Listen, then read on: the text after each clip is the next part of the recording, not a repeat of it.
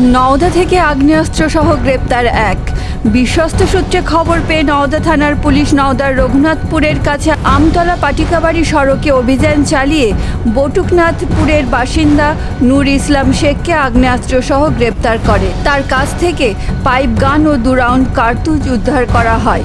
এই ঘটনার তদন্তের সুবিধার্থে 7 দিনের পুলিশি হেফাজতের আবেদন জানিয়ে অভিযুক্তকে আদালতে পাঠানো হয়।